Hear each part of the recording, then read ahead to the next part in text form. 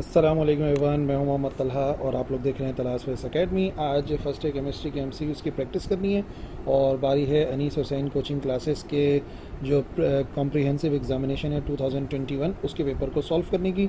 और पेपर बहुत ही अच्छा बैलेंस बना हुआ था और काफ़ी सारे स्टूडेंट्स के पास इसका जो सोल्यूशन है वो पहुंच चुका है, लेकिन कन्फ्यूजन थी कि ये आंसर कैसे है, तो हम है ना बताने के लिए। तो आ जाओ स्टार्ट करते हैं from question number 1। Choose the correct answer for each from the given option. सबसे पहले एक वैल्यू गिवन है 2073 और 1 2 3 4 5 ज़ीरोज़ हैं, ठीक है ना। तो इसको एक्सपेरिमेंट में किस तरीके से लिख सकते हैं? 2073, यह आ गया 2073 1 2 3 4 5। ये है क्वेश्चन नंबर 1, ठीक है ना। तो स्टैंडर्ड फॉर्म क्या है, हम जो है वो डेसिमल को यहाँ से शिफ्ट करते हैं। 1 2 3 4 5 6 7 8, ये हो जाएगा 2.073। 10 रेज टू दी पावर कितना शिफ्ट किया था? 1 2 3 4 5 6 7 8।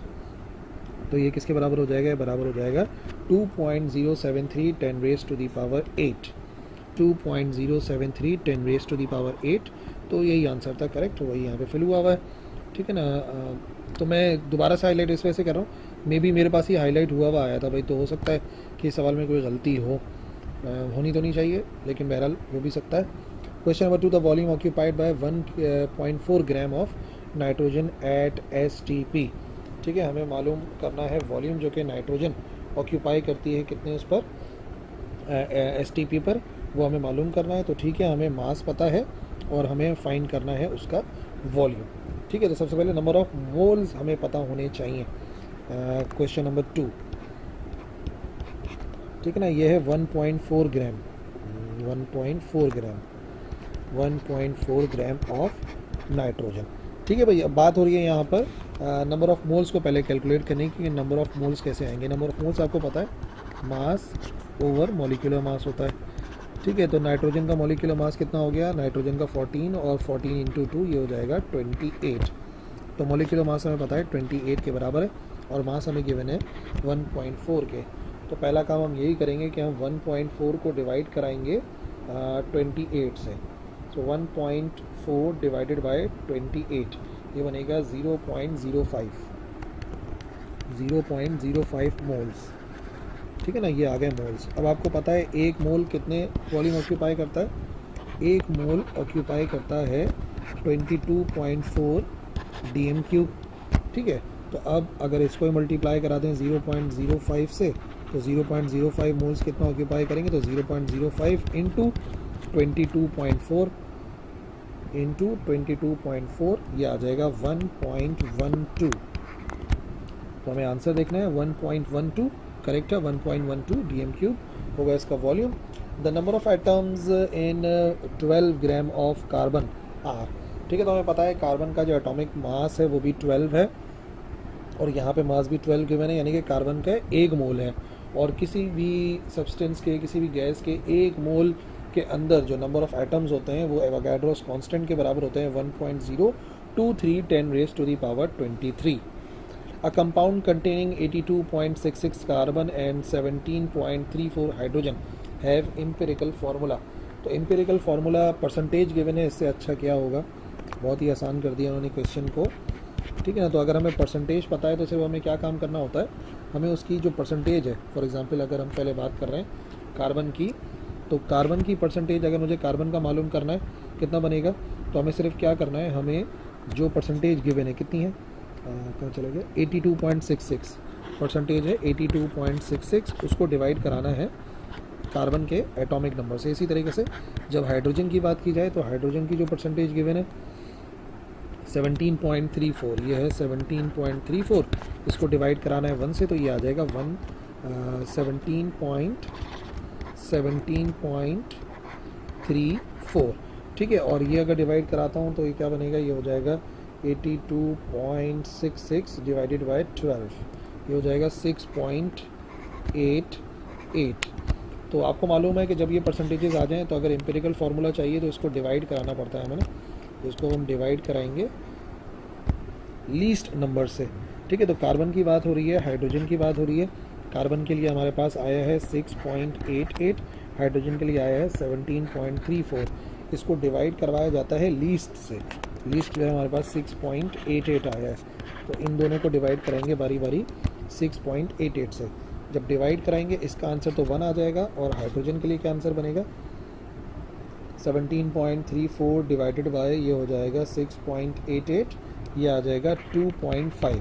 ठीक है, तो कार्बन 1 तो हाइड्रोजन 2.5, बट इसको हमें कंप्लीट करना पड़ेगा। कंप्लीट करने के लिए अगर मैं इसको मल्टीप्लाई बाय 2 कराता हूँ तो इसको ही मल्टीप्लाई बाय 2 कराना पड़ेगा, ये आएगा 2 और ये हो जाएगा 5। ठीक है ना, कंप्लीट करना है 2.5 को, तो 2 से मल्टीप्लाई करके ही पॉसिबल है।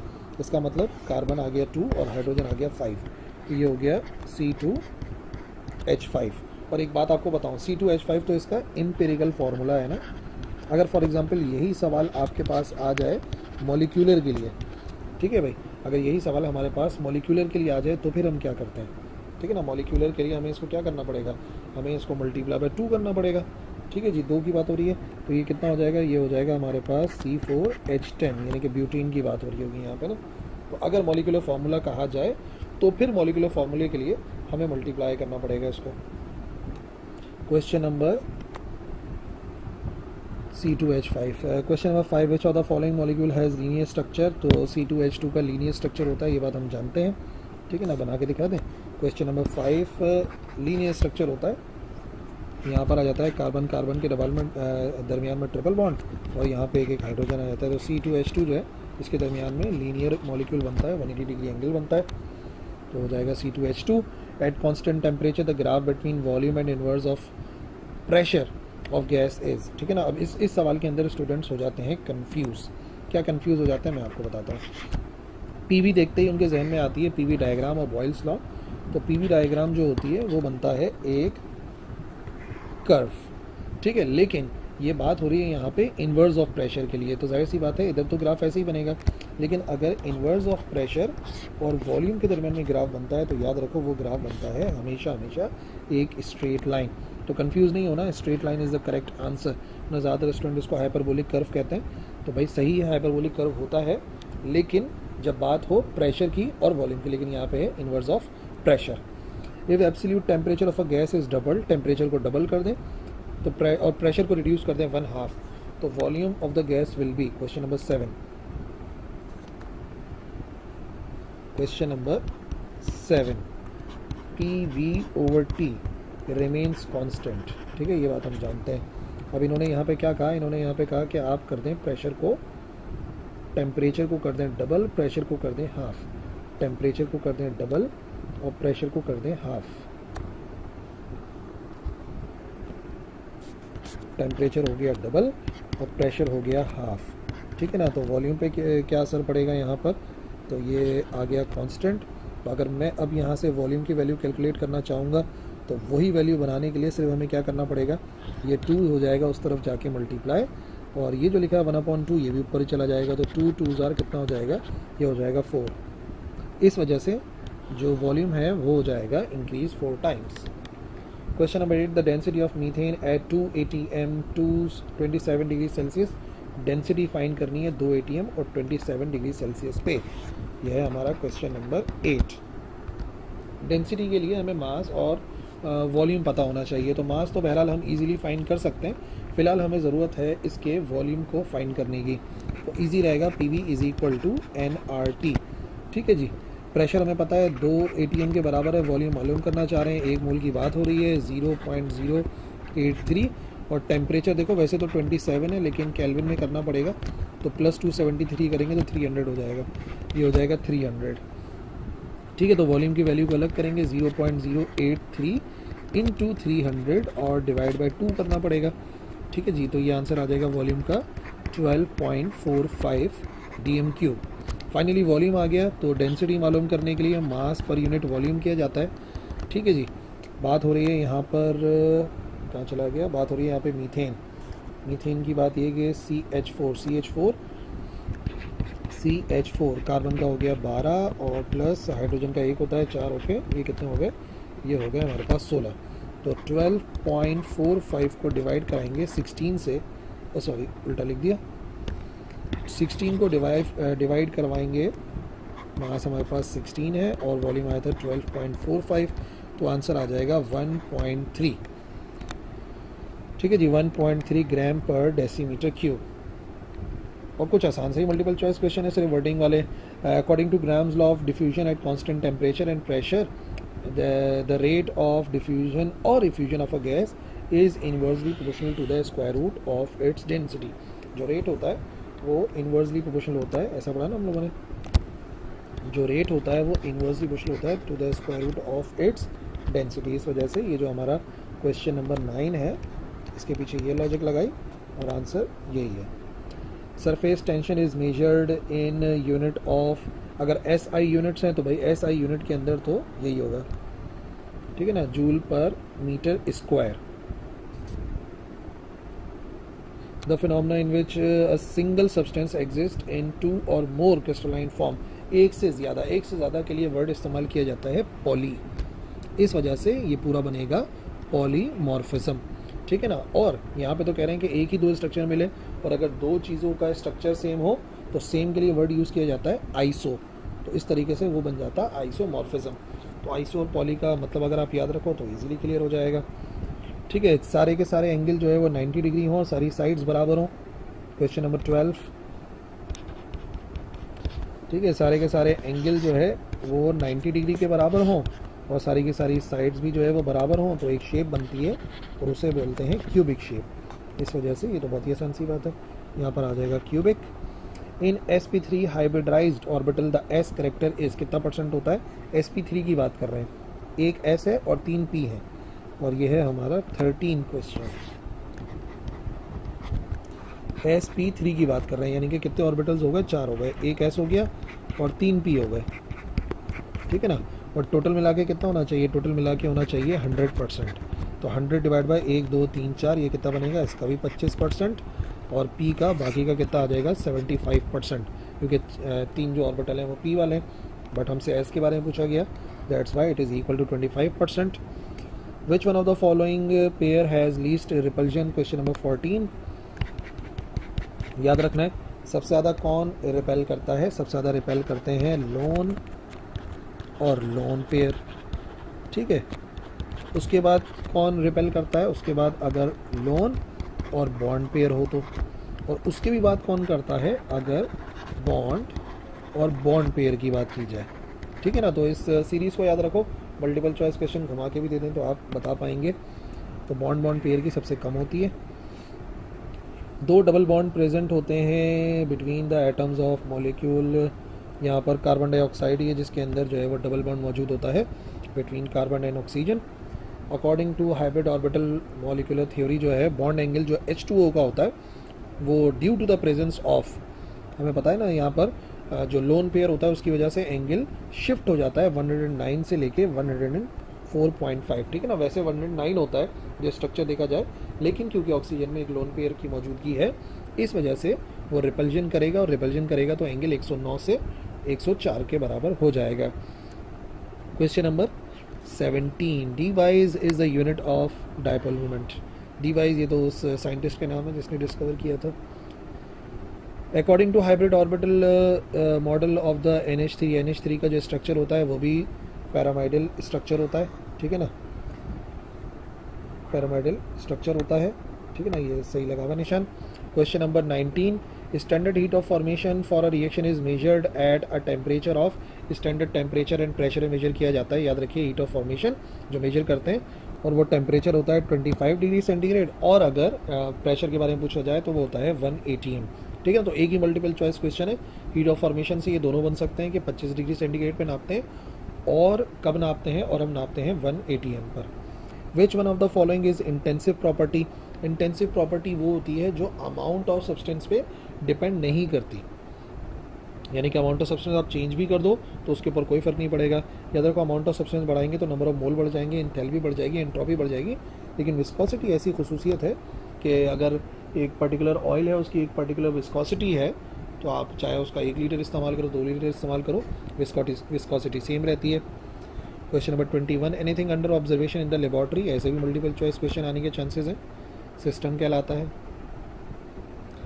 Unit of rate of reaction, जो यूनिट होता है रेट ऑफ रिएक्शन का वो क्या होता है, तो रेट ऑफ रिएक्शन का फॉर्मूला आपको पता है ना, उससे आप इजीली याद रख लो। Question number 21, rate of reaction जो है ना,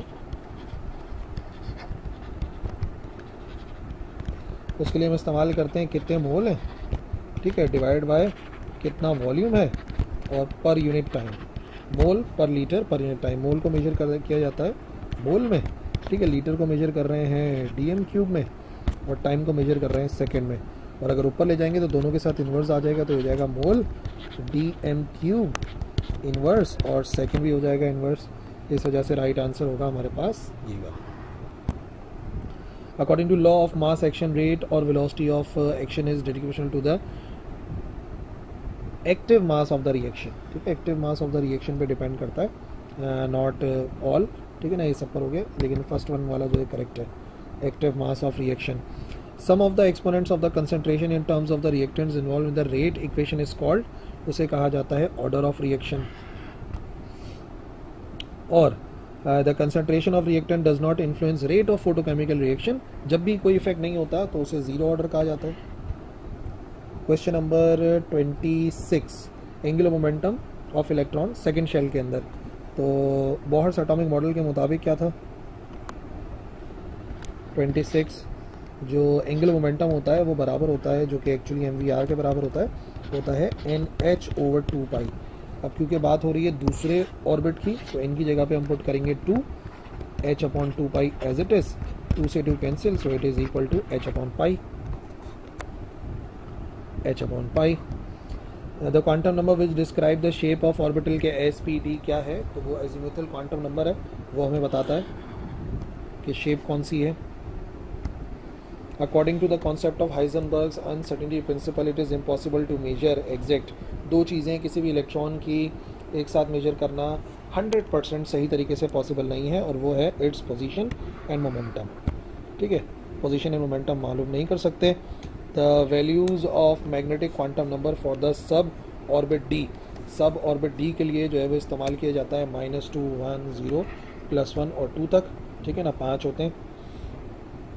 the number of sub orbitals in m shell of an atom, ठीक है ना, सब ऑर्बिटल जो है वो m शेल के अंदर नंबर ऑफ एटम्स जो है वो 9 होते हैं। कैसे, एक s होता है, ठीक है, 3 p होते हैं, और d जो है वो 5 होते हैं, तो 5, 3, 8 और 1 9 के बराबर हो जाएगा। The mass of electron is, आसान सी बात है, 9.11 10⁻⁻31, इसको तो आप क्लियरली याद रखिए क्या वैल्यू है इसकी, 9.1 10⁻31।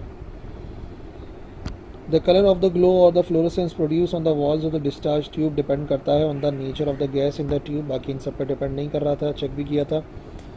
Question number 33, when a mole of this b mole of this are allowed to, कुछ भी हो सकता है, मैं दिस इस वजह से कह रहा हूँ क्योंकि इधर कुछ भी हो सकता है, आपने इसी बात को जहन में रखना है।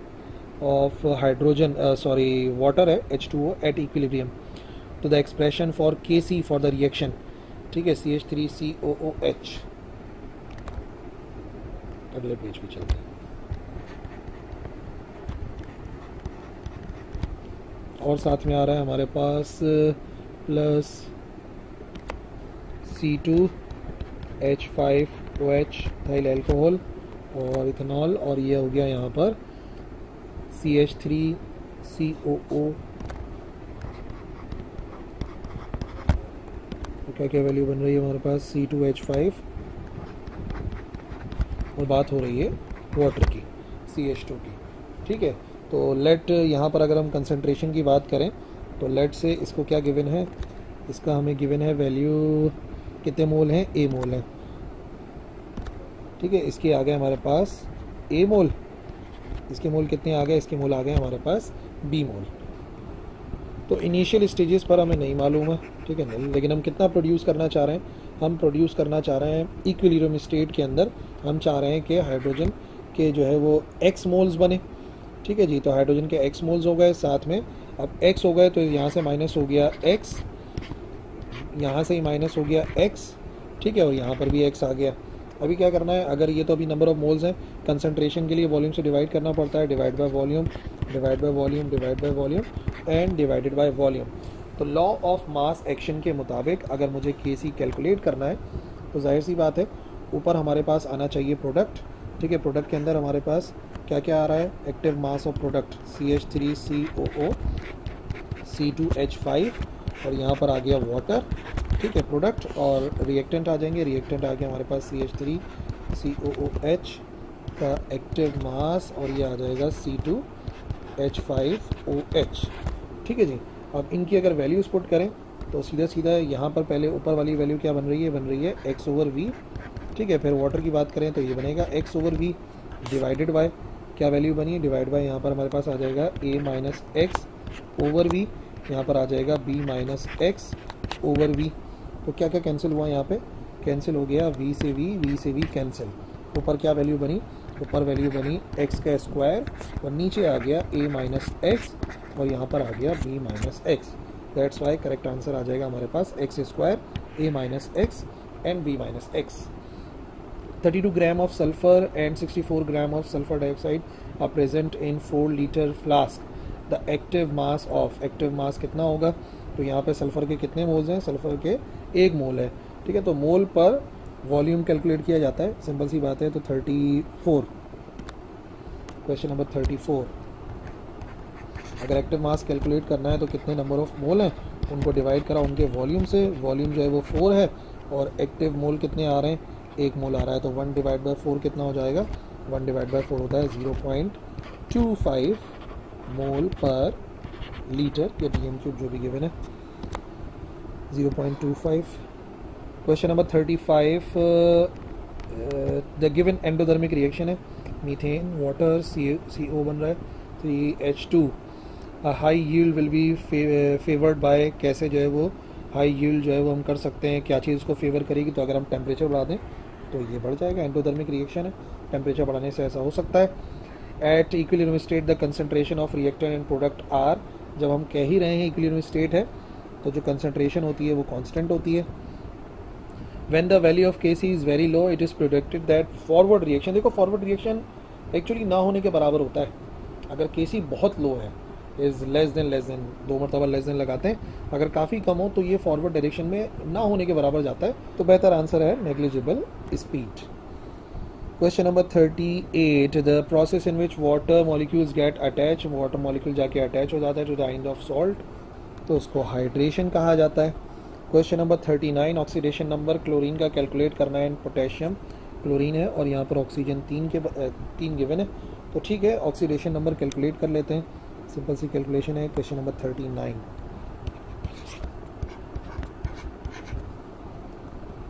O3, ठीक है जी। तो अब यहाँ पर अगर ऑक्सीजन की बात करें तो ऑक्सीजन का आपको पता है ऑक्सीजन के लिए -2 होता है, -2 और 3 आ रहा है तो ये क्या बन जाएगा, -2 और 3 ये बन जाएगा -6, ठीक है। पोटेशियम की बात हो रही है, पोटेशियम जो है वो +1 देता है, तो -6 और ये हो गया +1, कितना हो गया, -6 + 1 -5, तो क्लोरीन के ऊपर +5 होगा तभी ये एक न्यूट्रल एटम बनेगा, इस वजह से जो बनेगा वो होगा +5, दिस वन।